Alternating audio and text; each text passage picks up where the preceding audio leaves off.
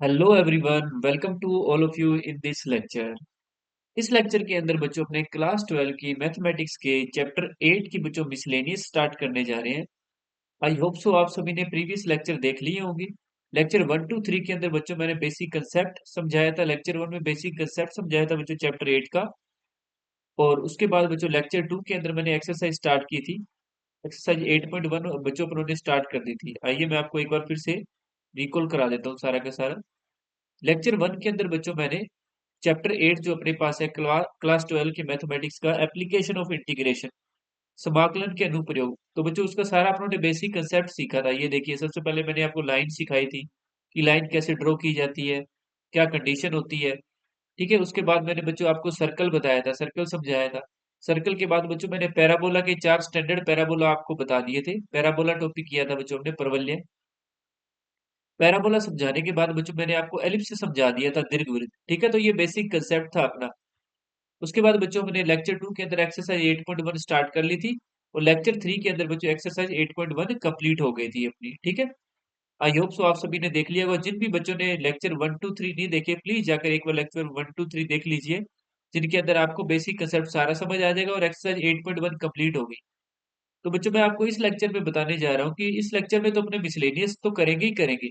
ठीक है, मिसलेनियस पहले बच्चों अपने कंप्लीट कर लेंगे और उसके बाद जो लेक्चर स्टार्ट होंगे उनके अंदर बच्चों मैं आपको एग्जांपल्स करवाऊंगा इस चैप्टर के, और एक्स्ट्रा क्वेश्चंस भी करवाऊंगा। क्योंकि सिर्फ ये बच्चों एक्सरसाइज 1 के अंदर 8.1 में थोड़े से क्वेश्चन है, थोड़े से क्वेश्चन मिसलेनियस में है। तो इतने क्वेश्चन से बच्चों आपके लिए बेसिक कंसेप्ट समझना थोड़ा सा मुश्किल हो जाएगा, लेकिन पहले आपको इस पर पकड़ बनानी है। पहले आपको एनसीईआरटी के सारे क्वेश्चंस निकालने हैं, सोल्व करने हैं, समझने हैं। मैं कोशिश कर रहा हूँ आपको समझाने की। ये पीडीएफ भी आपको मिल जाएगी। बाकी आप कमेंट बॉक्स में मुझे बता दीजिएगा आपको किसी भी चीज की जरूरत हो तो इससे रिलेटेड। ठीक है, तो बच्चों पहले मैं आपको ये क्वेश्चन समझा देता हूँ, उसके बाद ने बात करते हैं नेक्स्ट टॉपिक के बारे में। ठीक है, तो ये क्वेश्चन है बच्चों, मिसलेनियस स्टार्ट करने जा रहे हैं अपने। मिसलेनियस का बच्चों, मिसलेनियस यानी विविध प्रश्नमाला कहते हैं इसको हिंदी में। तो पहले क्वेश्चन के बारे में बात करते हैं बच्चों। इसका फर्स्ट क्वेश्चन देखो, y बराबर एक्स स्क्वायर। तो बच्चों y बराबर एक्स स्क्वायर, y बराबर एक्स स्क्वायर बच्चों बताओ क्या होता है। सबसे पहले आपको पता होना चाहिए कि आप जिसका इंटीग्रेशन फाइंड करना चाह रहे हो, जिसका शेडेड रीजन या छायांकित क्षेत्रफल फाइंड करना चाहते हो, वो कर्व है क्या। तो बच्चों ये परवलय है, पैराबोला बोलते हैं इंग्लिश में। इंग्लिश में बोलते हैं बच्चों इसको पैराबोला। ठीक है, और हिंदी में बोलते हैं बच्चों परवलय। हिंदी में क्या बोलते हैं बच्चों, परवलय बोला जाता है इसको। ठीक है, और बच्चों इसको ये इसका कंपेयर आप किससे करोगे, इसका कंपेयर आप करोगे बच्चों एक्स स्क्वायर इक्वल 4ay से।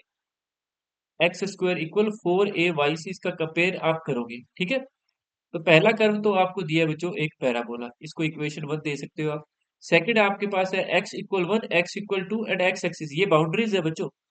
एक्स इक्वल 1 एक लाइन है, और एक्स इक्वल 2 भी बच्चों एक लाइन है, and x axis, and x axis, तो बच्चों ये बाउंड्रीज दे दी। अब इन बाउंड्रीज के अकॉर्डिंग पहले तो आपको डायग्राम बनाना पड़ेगा। इन बाउंड्रीज के अकॉर्डिंग पहले तो आपको क्या बनाना है बच्चों, डायग्राम बनाना है। तो आओ मैं डायग्राम बना देता हूँ, देखो ध्यान से। पहले डायग्राम समझ लेते हैं। तो डायग्राम सबको, आपको कंसेप्ट समझ आना चाहिए। ऊपर जो बेसिक कंसेप्ट समझाया था वो आपको जब समझ आ जाएगा तभी आप डायग्राम बना पाओगे। अदरवाइज आपको कर्व का पता नहीं चलेगा कि कर्व कौन सा है और उसका डायग्राम कैसे बनता है। तो देखो ध्यान से देखिएगा। तो बच्चों ये जो कर्व है ना, y बराबर एक्स स्क्वायर, तो ये ऊपर वाला पैराबोला, ये त्रिशूल वाला। ठीक है, त्रिशूल एक्स स्क्वायर आता है तो y के रिस्पेक्टिव वो सिमेट्रिक होता है, y के दोनों तरफ एक जैसा होता है। ठीक है, अब यहाँ पर बच्चों अपने पास आ गया x इक्वल 1 और x इक्वल 2। x इक्वल 1 बच्चों लाइन ऐसे जाती है, आपको पता ही है। ठीक है, और x इक्वल 2 लाइन बच्चों ऐसे चली जाएगी। ठीक है, तो ये x इक्वल 1 है बच्चों लाइन, और ये कौन सी है, ये x इक्वल 2 वाली लाइन है। क्योंकि हम जानते हैं कि x के इक्वल में कोई डिजिट होती है तो वो लाइन जो होती है बच्चों x एक्सिस पे क्या होती है, परपेंडिकुलर होती है। ठीक है, आपको ये वाला एरिया फाइंड करना है बच्चों। ये मैं जो शेड कर रहा हूँ ना, ग्रीन से शेड कर रहा हूँ, ये वाला एरिया आपको फाइंड करना है। ठीक है, तो जैसे कि मैंने प्रीवियस लेक्चर में आपको बेसिक कंसेप्ट समझाया था कि ये एरिया कैसे फाइंड होगा। क्योंकि एक्स एक्सिस के साथ बाउंड्री बना रहा है, तो आपको ये अगर एरिया फाइंड करना है तो आपको इंटीग्रेशन करना पड़ेगा। लिमिट आपके पास 1 से 2। ये देखो, ये जो शेडेड रीजन है, लिमिट 1 से लेके बच्चों 2 के बीच में ही आ रहा है। तो लिमिट आपको पता चल गई 1 से 2 के बीच में। क्योंकि ये बच्चों एक्स एक्सिस पे आ रहा है तो इसका छोटा पार्ट हो जाएगा dx और लेंथ हो जाएगी y। तो एक्चुअली आपको y dx का एरिया फाइंड करना है। y dx का मतलब है इक्वेशन 1 से, जो आपके पास पैराबोला की इक्वेशन है वहां से y की वैल्यू यहाँ रखो। इक्वेशन 1 पैराबोला से y की वैल्यू एक्स स्क्वायर है बच्चों, तो एक्स स्क्वायर यहाँ रखा आपने और ये dx। अब सिंपल इंटीग्रेशन कर दो, एक्स स्क्वायर का हो गया एक्स की क्यूब अपॉन में 3। ठीक है, लिमिट 1 से बच्चों 2 है, तो इंटीग्रेशन आ जाएगा बच्चों इसका, पहले अपर लिमिट पुट करोगे 2, 2 की क्यूब 8 हो गया, तो ये 8/3 हो गया। Upper limit minus lower limit होता है, तो 1 पुट करोगे तो 1/3 हो जाएगा। 8/3 माइनस 1/3, तो बच्चों ये 7/3 हो गया, इजीली कंप्लीट हो गया है। ठीक है बच्चों, तो सिंपल सा क्वेश्चन था, कोई इतना मसला नहीं था इसके अंदर, इस क्वेश्चन में। इसका बच्चों सेकंड वाला जो पार्ट है, y बराबर एक्स की पावर 4। ठीक है, y बराबर एक्स की पावर 4 भी बच्चों क्या बनेगा, एक कर्व बनेगा। कैसा बनेगा, ये थोड़ा एक्सपेंड के अंदर बनेगा। ठीक है, थोड़ा पैराबोला ये चौड़ा हो जाएगा बच्चों। y बराबर एक्स की पावर 4, एक्स की पावर 4 इसकी विड्थ ऐसे जाएगी, ऐसे जाएगा ये पैराबोला। ठीक है, तो इसकी जो लिमिट है वो आपको पता ही है, लिमिट दे रखी है बच्चों, x=1 से x=5, और बाउंड्री भी क्या, एक्स एक्सिस। तो ये सिंपल है बच्चों, मैं लिख देता हूँ और आप इसको सोल्व कर लेना। 1 to 5, और x की पावर 4 का ही करना है आपको, तो इसको सोल्व कर लेना, आपका आंसर आ जाएगा। सिंपल है बच्चों, अगर आपने बेसिक कंसेप्ट सारा समझा है तो आपको समझ आ जाएगा इजी। अब बात करते हैं क्वेश्चन नंबर सेकंड में, sketch the graph y equal modulus x+3। अब इसको स्केच करने के लिए बच्चों आपको क्लास 11th का चैप्टर 6 आना चाहिए। सबसे पहले तो मैं स्केचिंग करा देता हूँ आपको, यानी ये ड्रॉ कैसे करना है, स्केच करना है बच्चों आपको y इक्वल मॉडुलस में x+3। इसको स्केच करने के लिए बच्चों सबसे पहले आपको ये समझना पड़ेगा कि यहाँ से जो मॉडुलस लगा होता है तो उसके दो दो वैल्यू होती है बच्चों। एक तो वैल्यू होती है, ठीक है, इसको कंडीशनली आपको सोल्व करना पड़ेगा, इसको मैं समझाता हूँ आपको, ध्यान से समझिए। मॉडुलस फंक्शन का मतलब होता है कि ये फंक्शन आपको दिमाग लगाना है कि कब ये नेगेटिव होगा, कब ये पॉजिटिव होगा। तो इसके लिए सबसे पहले आप मन के अंदर, अपने दिमाग के अंदर x+3 को 0 के बराबर रखोगे और यहाँ से x की वैल्यू फाइंड कर लोगे। ये सारा दिमाग में करना है बच्चों। फिर आप एक नंबर लाइन बनाओगे, नंबर लाइन बनाने के बाद यहाँ पर ये पॉइंट लिख लोगे, ये -3 लिख लिया। अब बच्चों ये -3 से कम पे ये फंक्शन नेगेटिव बिहेव कर रहा है, नेगेटिव बिहेव कर रहा है ना, -3 से कम पे। ठीक है, जैसे -3 से छोटा -4 यहाँ पे रखोगे, -4 + 3, तो ये माइनस का 1 बनेगा। और -3 से बड़े पर ये बच्चों कैसा बिहेव कर रहा है, पॉजिटिव बिहेव कर रहा है। इस बात का मतलब ये जो फंक्शन है ना बच्चों, इसको दो टाइप से आप लिखोगे, ध्यान से सुनिएगा। केस फर्स्ट और केस सेकंड दो बनेंगे। केस फर्स्ट, ठीक है, केस फर्स्ट में कब, व्हेन x ग्रेटर देन -3, तो ये फंक्शन में जो पॉजिटिव रहेगा, यानी x+3 ही रहेगा। ठीक है, ध्यान से समझ लेना, अब जो समझा रहा हूँ x+3 रहेगा। इसको इक्वेशन दे दिया मैंने, इसका बॉक्स बना लो आप, ताकि आप इसका डायग्राम इजीली बना सको। इसका मैं बॉक्स बना देता हूँ आपको, जो अपने क्लास 10th में बनाते थे ना, सेम वही गेम है। बस इसके अंदर आपको एक बात ध्यान रखनी होती है कि इसके अंदर जो आपको पॉइंट लेने होते हैं वो ये लेने होते हैं, x0 और y0। x अगर 0 पुट करोगे तो y3 आ जाएगा, y अगर बच्चों 0 पुट कर दोगे तो x कितना आ जाएगा, -3 आ जाएगा। तो एक तो केस फर्स्ट में बच्चों आपको ये बात ध्यान रखनी है, केस फर्स्ट इस तरीके से बनाया जाएगा। ठीक है, अब केस सेकंड में इसके पैरेलल ही लिख देता हूँ, ताकि आपको समझने में आसानी रहे। केस सेकंड, केस सेकंड को ध्यान से समझिएगा। केस सेकंड में बच्चों नेगेटिव वाला पोर्शन आएगा कि अगर x जो है लेस देन होता -3 से, तो बच्चों ये जो फंक्शन है ना y इक्वल, इसको ऐसे लिखा जाएगा, माइनस का x+3 लिखा जाएगा। ठीक है, और थोड़ा सा और सोल्व कर लोगे तो माइनस अंदर मल्टीप्लाई करोगे तो -x - 3 ऐसे लिखोगे। अब बच्चों आप इसका बॉक्स बना लो। ठीक है, जब भी मॉडुलस में फंक्शन होगा बच्चों, तो उसको इसी तरीके से आपको क्या करना पड़ेगा, डिफाइन करना पड़ेगा।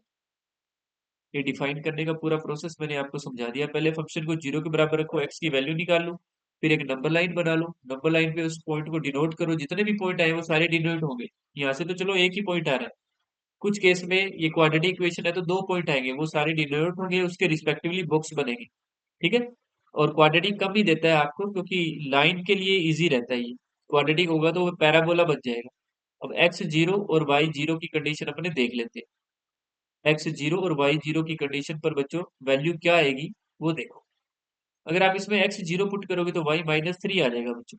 ठीक है, और अगर y0 पुट कर दोगे तो बच्चों x कितना आ जाएगा, x भी -3 आ जाएगा, क्योंकि ये -x उधर चला जाएगा ना,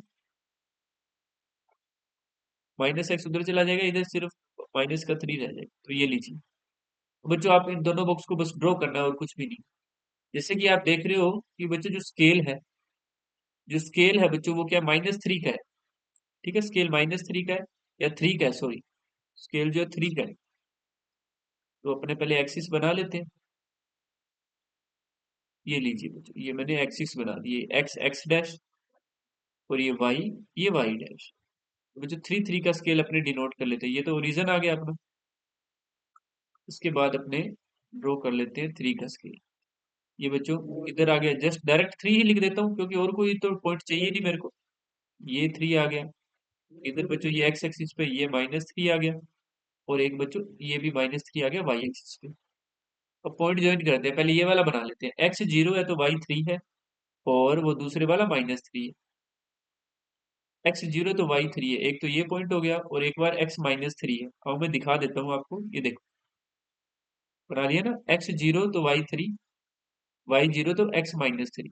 इन दोनों को ज्वाइंट ज्वाइन कर दो, इन दोनों को, इन दोनों पॉइंट्स को बच्चों अपने ज्वाइन कर दो। एक तो बच्चों ये लाइन गई, ठीक है, एक तो ये लाइन जा रही है। अब सेकेंडली भी है, एक ये बना देते हैं। एक्स 0 तो y -3, यानी दोनों ही -3 है।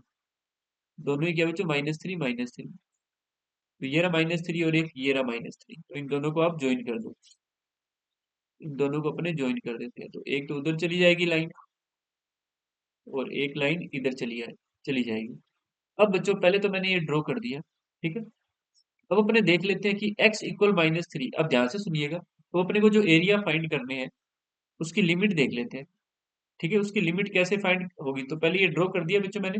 और आपको वो अगर कहेगा x इक्वल -3, ठीक है, तो ये बच्चों ये जो लाइन बनी है ना, ये बनी है y इक्वल माइनस का x+3 वाली लाइन बन गई और ये वाली लाइन बन गई बच्चों y इक्वल x+3 वाली लाइन। ठीक है, तो ये इसका स्केच हो गया। अब बात करते हैं वो और क्या पूछ रहे हैं।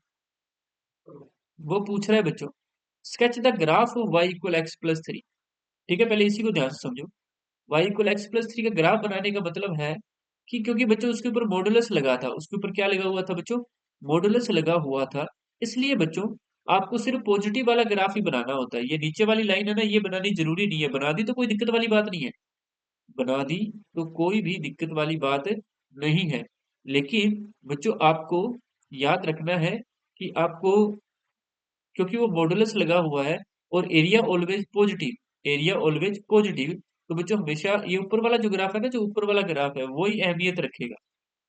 क्योंकि एरिया ऑलवेज क्या होता है बच्चों, पॉजिटिव होता है। तो ये जो ऊपर ग्राफ बन रहा है ना बच्चों, ऊपर बन रहा है ये एक्स एक्सिस के ऊपर जो अबव बन रहा है, ये वाला ग्राफ ही इंपॉर्टेंस रखेगा। ठीक है, आई होप सो आप सभी को ये समझ आ गया हो। ठीक है, तो अब बात करते हैं आगे क्वेश्चन क्या कह रहा है। आगे क्वेश्चन कह रहा है कि इवेल्युएट करना है किस चीज को, -6 to 0 मॉडुलस x+3 को। तो ये क्वेश्चन बच्चों 7.11 का बन गया।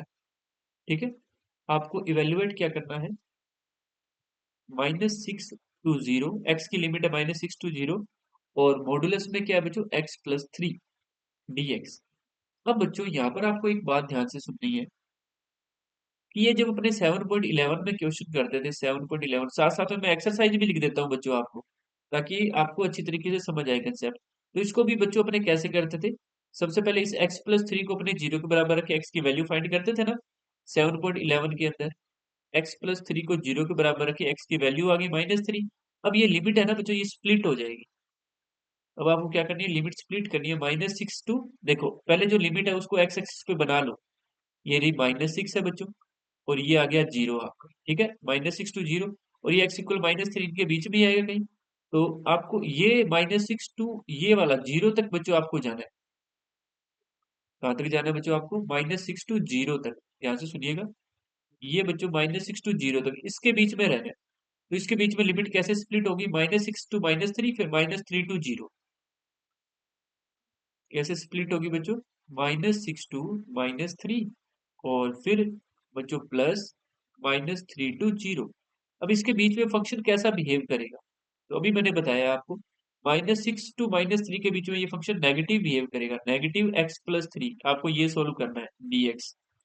और -3 से 0 के बीच में ये फंक्शन पॉजिटिव बिहेव करेगा, यानी बाहर मैंने प्लस लगा दिया ये x plus three D x.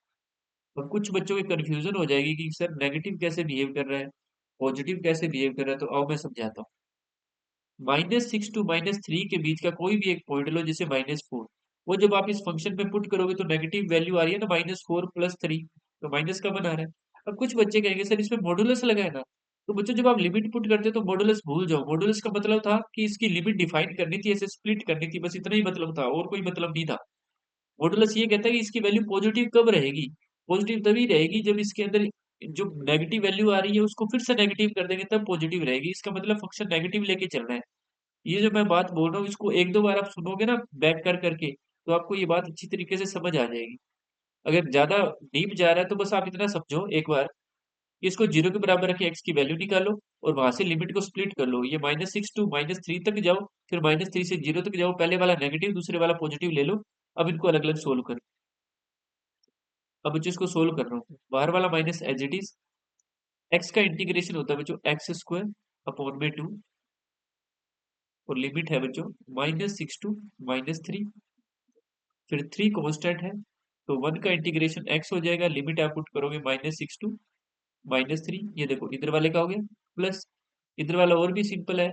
मैं जो ब्रैकेट लगा रहा हूँ, जिस तरीके से बच्चों मैं लिखता हूँ वो मोस्ट इंपॉर्टेंट चीज है कि किस तरीके से मैं चीजों को लिखता हूँ। एक एक ब्रैकेट को ध्यान से सुनो और देखो कि मैं किस तरीके से ब्रैकेट लगा रहा हूँ ताकि गलती ना हो और दिखने में भी क्या लगे, सुंदर लगे। तो 3 कांस्टेंट है, बाहर आ जाएगा, dx का इंटीग्रेशन x हो जाएगा, लिमिट -3 से 0। देखो लिखने का तरीका देखो, है ना, लिखने का तरीका उसको ध्यान से ऑब्जर्व कीजिए कि मैं कैसे लिखता हूँ। ब्रैकेट्स देखो कैसे लगाता हूँ, कि मुझे पता है कि ये ब्रैकेट ऐसे लिखना होगा तो इसके बाहर ब्रैकेट ये वाला रोस्टर वाला लगाना पड़ेगा। अब लिमिट पुट करो, -3 का स्क्वायर 1/2, तो कांस्टेंट है बाहर ले आओ, -3 का स्क्वायर 9 हो गया, upper limit minus lower limit, फिर -6 का स्क्वायर हो जाएगा बच्चों 36, ये 36 प्लस 3 कांस्टेंट है, पहले -3 आएगा upper limit, minus lower limit आएगी तो लोअर लिमिट आएगी, तो माइनस में 6 आएगा तो प्लस हो जाएगा इधर। ठीक है, प्लस हाफ कांस्टेंट है, पहले अपर लिमिट 0 पुट करोगे, फिर माइनस लोअर लिमिट -3 पुट करोगे तो वो प्लस का 9 हो जाएगा, प्लस 3, इधर भी 0, तो माइनस माइनस 3 आएगा तो प्लस का 3 हो जाएगा। हाँ जी, उसके बाद देखिएगा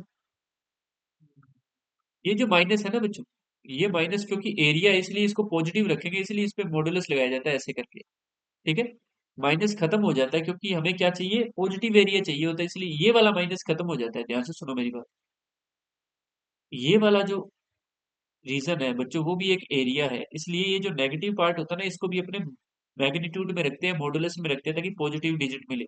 और ये भी बच्चों पॉजिटिव ही आएगा अपने पास। ठीक है, पॉजिटिव दोनों पॉजिटिव आते हैं फिर उनको ऐड करते हैं।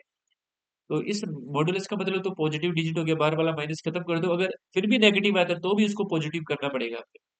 तो एक बार मैं इसको पॉजिटिव कर रहा हूँ, ये हाफ 9 - 36 हो गया बच्चों अपने पास, कितना हो जाएगा, ये 27 हो जाएगा माइनस का, और प्लस में 3 इंटू ये भी 3 आ जाएगा, और इधर बच्चों माइनस का 9/2 प्लस में 3 3 जा 9, इंटीग्रेशन इक्वल ये बच्चों माइनस का 27/2 आ गया, ये प्लस में 9 आ गया, 3 3 जा 9, तो ये 9 - 9/2, तो ये बच्चों 9/2 ही रहेगा अपने पास।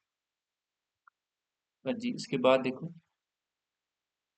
इंटीग्रेशन इक्वल, ये बच्चों एलसीएम ले लो, 2 9 जा 18, 18 माइनस 27, तो ये बच्चों अपने पास बचा माइनस का 9, माइनस के 9/2, ये बचा माइनस के 9/2। लेकिन मैंने आपको क्या कहा था कि आपको हमेशा कैसी डिजिट लेनी है, यहाँ से पॉजिटिव डिजिट ही लेनी है, तो ये 9/2 रह गया, तो ये बच्चों 9/2 प्लस 9/2 बन गया, 9/2 प्लस 9/2 ये 9 ही बन गया बच्चों, कितना बन गया, 9 ही बन गया बच्चों, 9/2 प्लस 9/2 तो ये 9 ही बन जाएगा।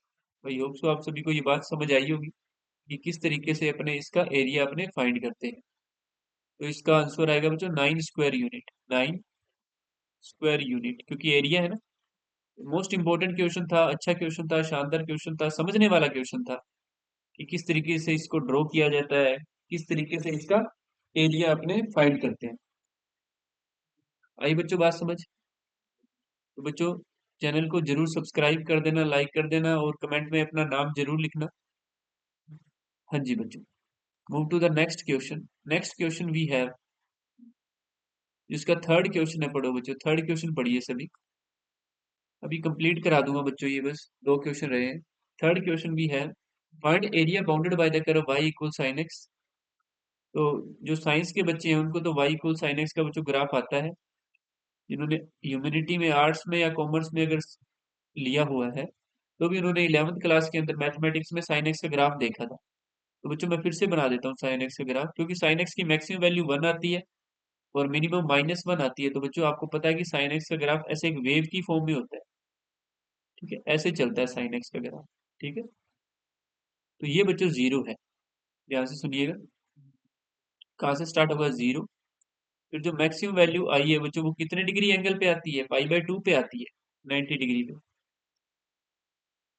फिर ये पाई आ गया बच्चों, 180। फिर ये जो -1 आता है बच्चों, कितने डिग्री पे आता है, 3 पाई/2 पे आता है। कितने पे आता है, 3 पाई/2 पे आता है। फिर ये वैल्यू कितने पे आ गई, 2 पाई पे आ गई। कितने पे आई, 2 पाई पे आ गई। तो बच्चों एक्स एक्सिस के ऊपर तो अपने एंगल लिखते हैं, और वाई एक्सिस पे बच्चों वैल्यूज लिखी जाती है। ठीक है, और बच्चों आपको एरिया कौन सा फाइंड करना है, देखिएगा ध्यान से। आपको एरिया ये सारा फाइंड करना है, वो कह रहा है ना x = 0 टू x = 2 पाई तक सारा एरिया फाइंड करना है। ये सारा एरिया बच्चों आपको फाइंड करना है। ये कंप्लीट एरिया, ये मैंने शेडेड थोड़ा कम किया है, आप अच्छी तरीके से कर लेना पेंसिल से इसको। ठीक है, फुली शेडेड है बच्चों ये। ठीक है, फुली शेडेड है।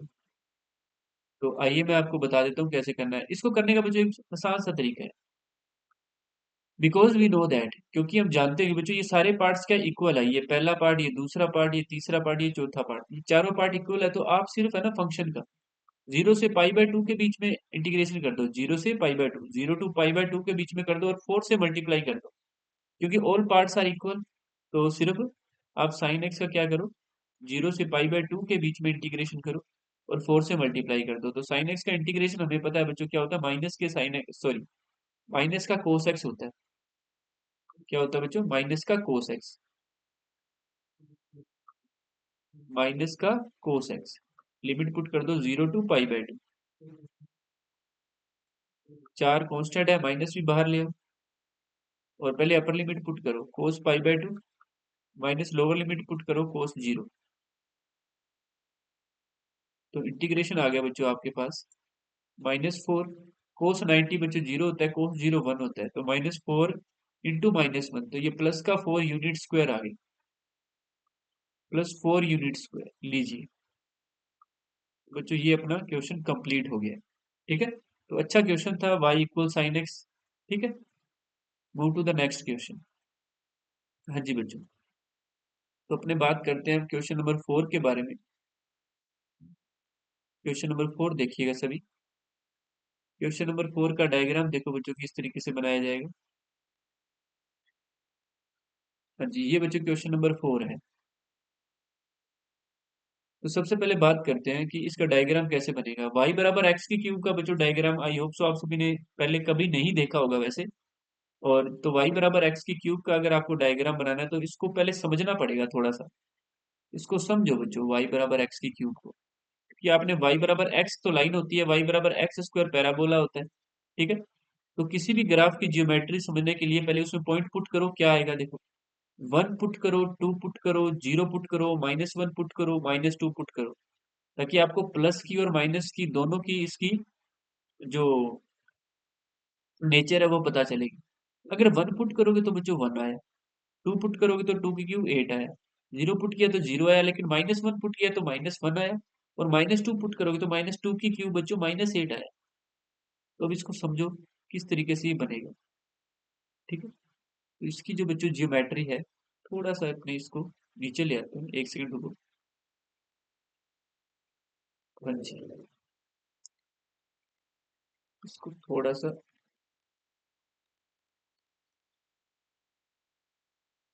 हाँ जी, अब देखो इसका थोड़ा ग्राफ बनाते हैं।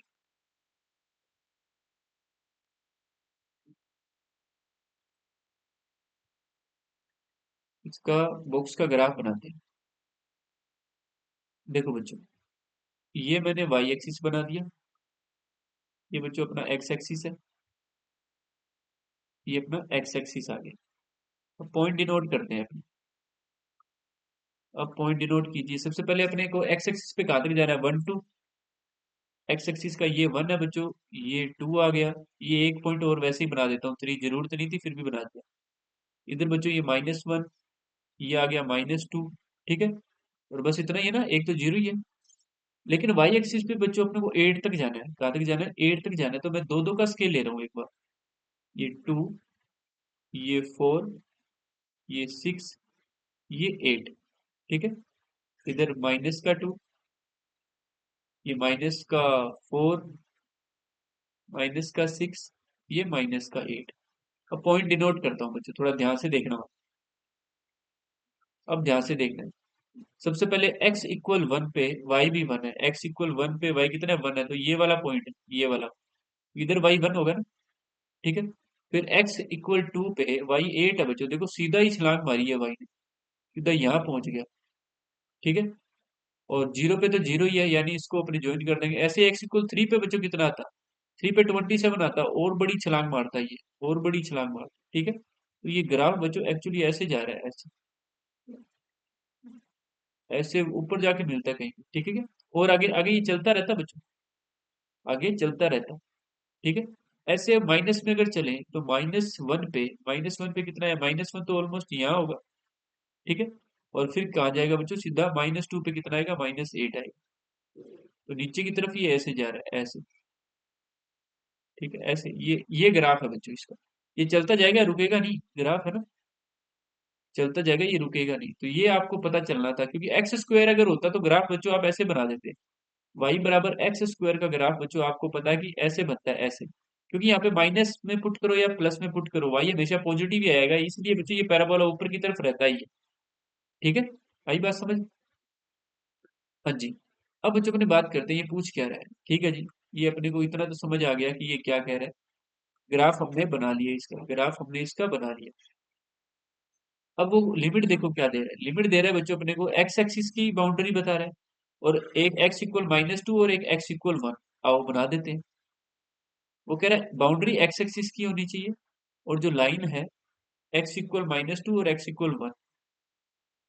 एक्स इक्वल -2, ये रही बच्चों, एक्स इक्वल -2, एक तो लाइन ये रही। ठीक है, ये कौन सी है, एक्स इक्वल -2 वाली लाइन आ गई, और एक एक्स इक्वल 1। एक्स इक्वल 1 तो बच्चों ये रही लाइन, एक्स इक्वल 1। वो कह रहा है ये बाउंड्री जब बनाएगा ना एक्स एक्सिस के साथ, यानी ये वाला एरिया आपको फाइंड करना है बच्चों।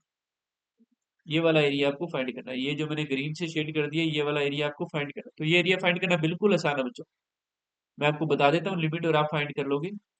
आपको लिमिट चलनी है, देखो ये वाला एरिया कैसे आएगा, -2 से अगर जीरो तक चलोगे, पहले पहले -2 से लेके जीरो तक चलना है आपको।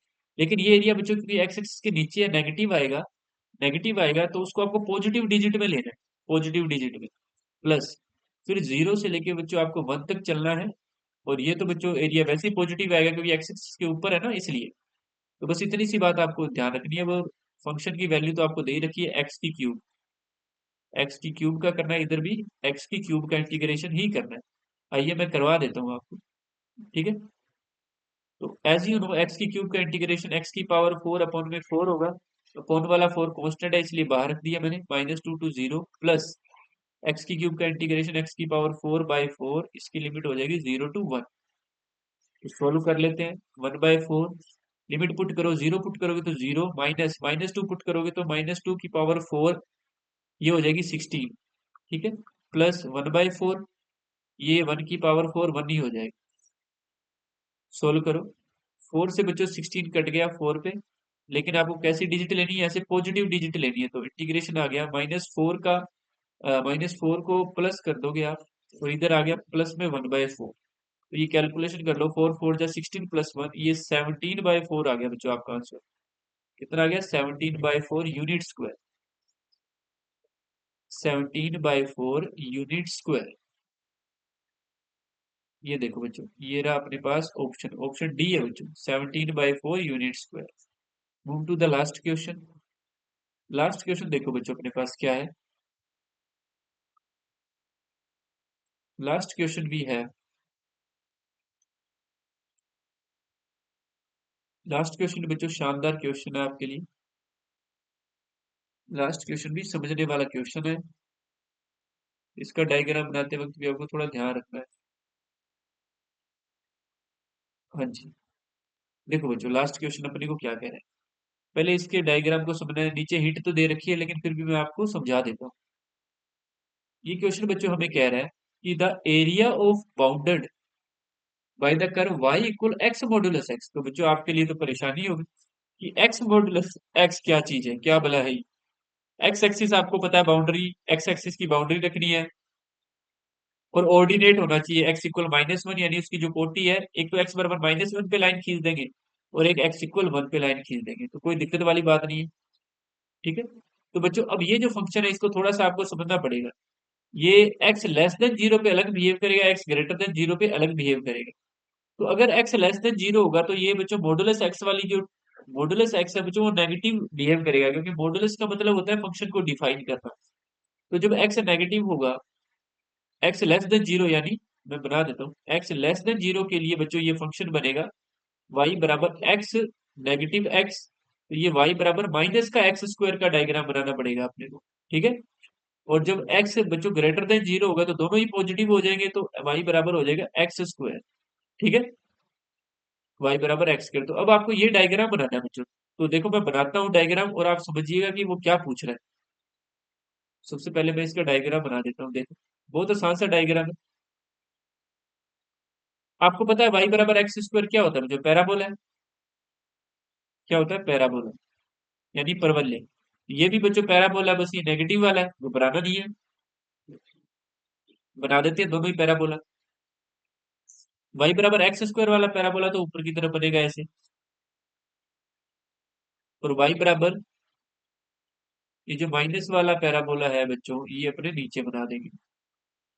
माइनस वाला ऐसे बनेगा। ठीक है, ये बन गया। लिख देता हूं मैं, ये तो वाई बराबर एक्स स्क्वायर वाला है, ये वाई बराबर माइनस एक्स स्क्वायर वाला है। तो आओ अब लिमिट्स पे भी बात कर लेते हैं। लिमिट उसने बोली एक्स बराबर -1, ये देखो एक्स बराबर -1 और एक्स बराबर +1 और एक्स एक्सिस, ये बाउंड्रीज को ध्यान से देख लेना। -1 तो बच्चों लाइन यहाँ आएगी, -1 तो लाइन यहाँ आएगी और +1 वाली लाइन यहाँ आएगी। ठीक है, +1 वाली लाइन यहाँ आ जाएगी। तो बच्चों आपको जो एरिया फाइंड करना है वो कह रहा है ये कर्व जो है एक्स एक्सिस के साथ, ध्यान से सुनिएगा, ये कर्व एक्स एक्सिस के साथ जो बाउंड्री बना रहा है, तो एक तो ये एरिया फाइंड करना है आपको। ठीक है, एक बच्चों ये वाला एरिया फाइंड करना है, ये दो एरिया फाइंड करने हैं आपको।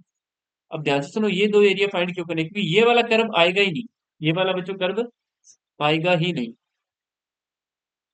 ये वाला कर्व आपके नहीं आएगा और इधर से ये वाला नहीं आएगा।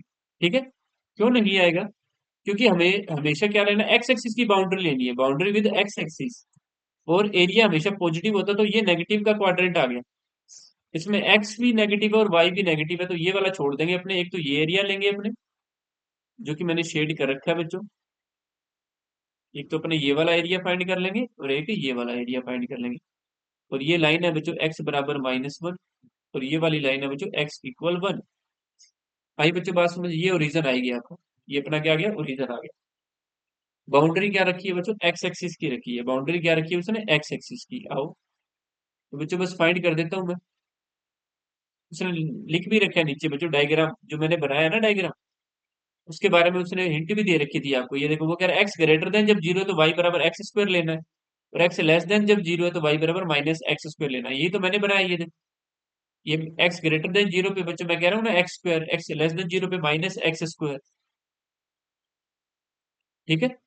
आओ तो इसका बच्चों अगर आपको शेडेड रीजन फाइंड करना है, एरिया ऑफ शेडेड रीजन, छायांकित भाग का क्षेत्रफल, एरिया ऑफ शेडेड रीजन, छायांकित भाग का अगर आपको क्षेत्रफल फाइंड करना है तो आप इंटीग्रेशन की हेल्प लेके इंटीग्रेशन को कह सकते हो। हाँ भाई कैसे करें, इंटीग्रेशन कह रहा है -1 से जीरो तक कर पहले, पहले इंटीग्रेशन, और यहाँ से जो एरिया मिले उसको पॉजिटिव रखना बस। ठीक है, फिर 0 से 1 तक कर दे, वो तो तेरे को पॉजिटिव ही मिलेगा क्योंकि वो एक्स एक्सिस के ऊपर की तरफ है। और फंक्शन क्या है, फंक्शन है बच्चे आपके पास एक्स स्क्वायर है, दोनों तरफ ही। एक तरफ -एक्स स्क्वायर है तो उससे तो कोई फर्क पड़ेगा नहीं, आपको पॉजिटिव डिजिट लेनी है। इधर बच्चे सिंपल एक्स स्क्वायर, तो बस कर दो। मॉडुलस का मतलब पॉजिटिव टर्म, फिर भी चलो रख लो।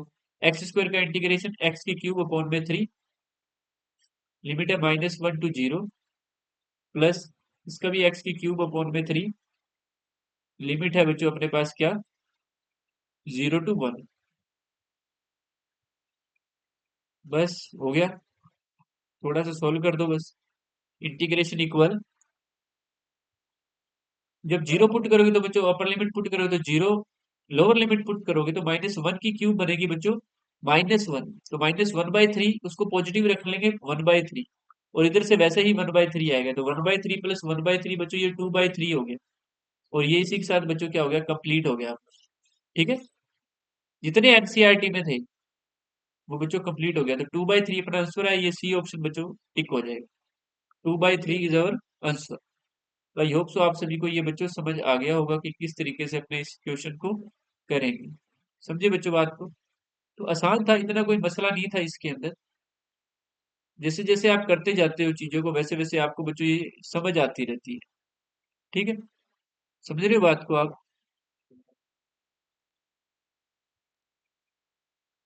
बच्चों इस लेक्चर के अंदर मैंने एक्सरसाइज आपको ये कंप्लीट करवा दी है, मिसलेनियस। मिसलेनियस के अंदर न्यू बुक के अंदर बच्चों इतने ही क्वेश्चन है। जिनके पास ओल्ड बुक है उनके लिए तो और ज्यादा बेनिफिशियल रहेगा, क्योंकि वो क्वेश्चन जब निकालेंगे ना, ओल्ड बुक वाले भी जब निकाल लेंगे, तो वो क्वेश्चन निकालने के बाद बच्चों आपकी अच्छी प्रैक्टिस हो जाएगी इन सभी के ऊपर। ठीक है, तो जिन बच्चों ने चैनल सब्सक्राइब नहीं किया है, सब्सक्राइब कर दीजिए, लाइक कर दीजिए, अपने क्लासमेट के साथ शेयर जरूर कर दीजिए। कोई भी आपका डाउट है बच्चों, आप मुझे कमेंट बॉक्स में जरूर बता दीजिए, उसके अकॉर्डिंग मैं आपको लेक्चर बना के दे दूंगा और वो क्वेश्चंस भी आपको सोल्व करवा दूंगा। तो मिलते हैं बच्चों नेक्स्ट लेक्चर के अंदर। Thank you.